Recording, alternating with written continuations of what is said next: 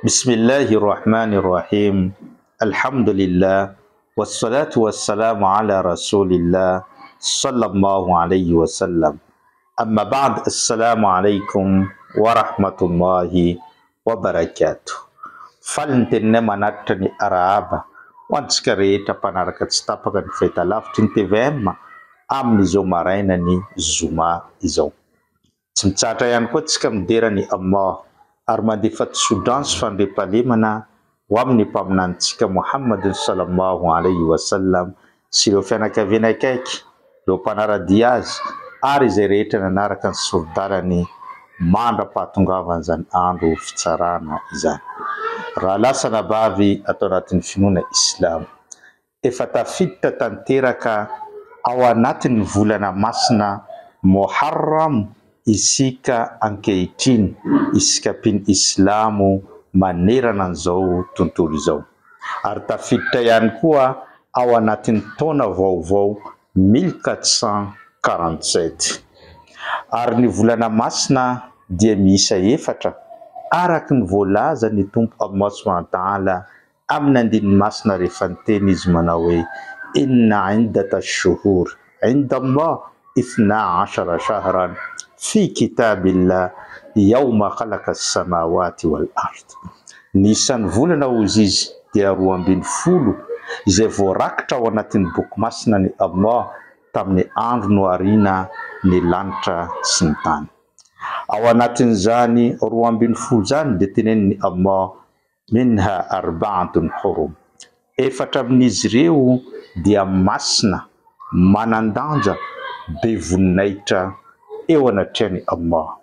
Iray amin'ireo efatra masina sy be voninahitra io ny volana masina misy antsika ankehitriny dia ny volana Muharram. Mandritran'izany volana Muharram zany dia araky ny fantantsika ihany fa anisan'ny asa soa tena tsara indrindra ataony mpin Islam dia ny fifehezana mandritra an'izany volana masina izany. Ary mpaminany sallallahu alayhi wa sallam raha teo efa niteny mazava tsara ao anatin'ny hadisy marim-pototra miteny manao hoe afdalu siyam ba'da Ramadan shahrullahi al-Muharram. Ny fifehezana tsara indrindra aorian'ny fifehezan'ny mpin Islam tamin'ny volana Ramadan iny dia ny fifehezana amin'ny volana masina ny Allah dia ny volana Muharram. Noteneny ny mpaminany sy ny tsy aivony manokana mihitsy fa ity volana Muharram izay misy antsika ankehitriny dia volana ny Allah. Ny volana rehetra teto ambony tany izy 12 tsy mbola nampiana hoe volana ny Allah, fa ny volana Muharram irery ihany no nahazo an'izany anarana hoe volana ny Allah izany. Mba fantatrao hoe inona no antony? Ny antony dia satria misy andro lehibe anankiray manandanja androm-pahasoavana, androm-panavotana mandritra n'izany volana Muharram zany. Tsy inona izany fa ny andro Ashura, ny andro 10 ny volana Muharram. Ary mandritra n'izany andro zany antsika dia tokony hifehy ary anatanteraka fanompona maro isan-karazany mandritra n'izany andro izany. Satria mpaminany sallallahu alayhi wa sallam araky ny tatitra azontsika tamin'ny Ibn Abbas radiyallahu anhu, rehefa tonga tao Madina i mpaminany avy nanao fifindra-monina dia nahatratra ny jiosy ny fe nandritra ny andro Ashura. Dia nanontany izy hoe fa maninona ireto jiosy ireto no mifehy sy mifaly tahaka izao? Dia namaly ireo mponina tao Madina hoe satria io andro io, zany hoe andro Ashura izay fehezan'ireo jiosy, dia andro anankiray izay nanavotany Allah subhanahu wa ta'ala ny mpaminany Musa sy ireo zanak'Israely rehefa noenjeny Firaona sy ny miaramilany. Ka avitra soamantsara i mpaminany Musa sy ireo jiosy fa kosa rentrika tao anatin'izany ranomasina mena izany ary matao ny Firaona sy ireo miaramilany. Ka nohon' izany androm-pahasoavana lehibe izany dia mifaly tanteraka ireo jiosy ary mifeo fankasitrahana ny Allah subhanahu wa ta'ala.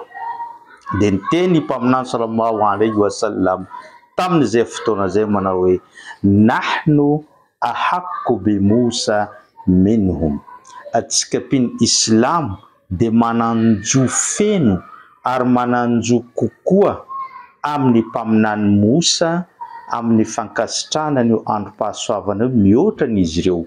Fasamahu wa amara bisiyamihi, ka noho izany mpaminany sallallahu alayhi wa sallam ny fe nandritran'izany androm-pahasoavana Ashura zany, ary tsy vitan'izy ny fe fa mbola nandidy sy nanentana an'ireo mpin Islam mba hife ihany koa mandritra n'izany androm-pahasoavana Ashura izay ho avy rahampitso izany. Noho izany repin Islam tadidio tsara fa ny fifehezana mandritra ny andro Ashura io dia azahoana valisoa lehibe eo anatrehan'ny Allah subhanahu wa ta'ala, satria rehefa nantanina mpaminany sallallahu alayhi wa sallam mahakasika an'izany fifehezana zany sy ny valisoa azontsika amin'izany fifehezana zany, dia niteny izy manao hoe saumu Ashura yukaffiru sanata al-madiya, ny fifehezanao amin'ny andro Ashura dia mamafa ny fahotananao tamin'ny taondasa. Noho izany raha tianao voafafa ny taona na ny fahotanao tamin'ny taona 2024 tamin'ny taona 1446 lasa teo, dia mifehezanao amin'izany andro Ashura rahampitso asabotsy izany.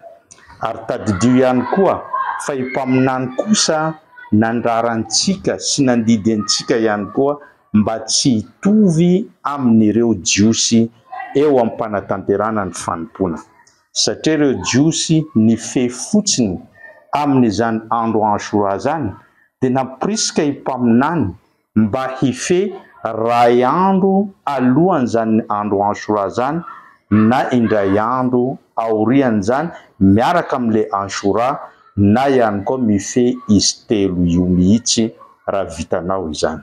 Izany hoe raha ohatra ka tsika hiditra ao anatin'ny fifehezana dia ny tena tsara androany zoma sy rahampitso alahady no mife an'izany Ashura zany.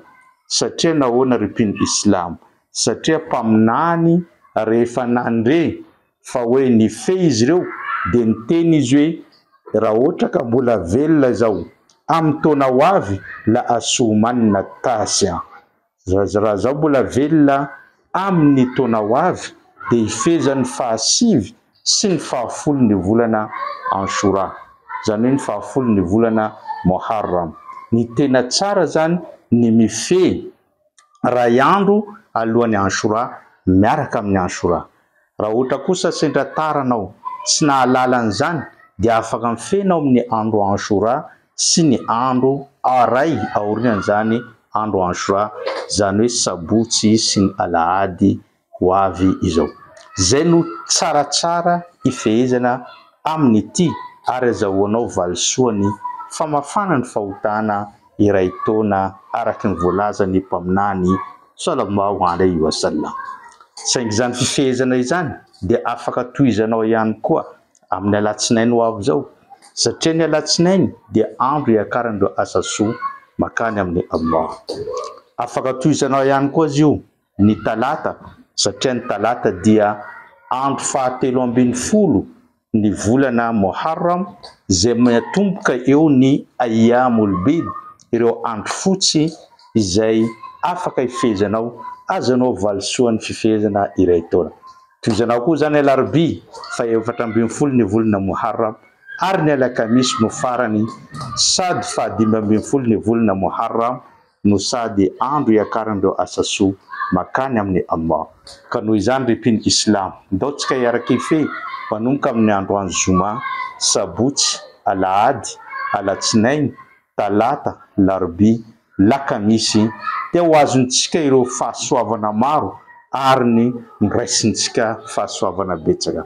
Afatra farany repin Islam, rehefa eo am-panatanterana zany fifehezana zany ianao dia aokanao hanao asasoa iray azahoanao valisoa eo anatreny Allah. Ohatra amin'izany ny fampisakafoaninareo pifey, fampisakafoaninareo zazakamboty, famakina Qur'an, fanaovana doa, fanaovana dhikry, fangataham-pamelana, istighfar, ataovy izany fa tsy haneninanao amin'ny fiainanao eto andavanandro. Zay no fampatsahivantsika tamin'ity androany ity. Zay ihany koa namarina ny fandaharantsika ampitapitao any amin'ny hafa izany rehetra zany. Wassalamu alaikum wa rahmatullahi wa barakatuh.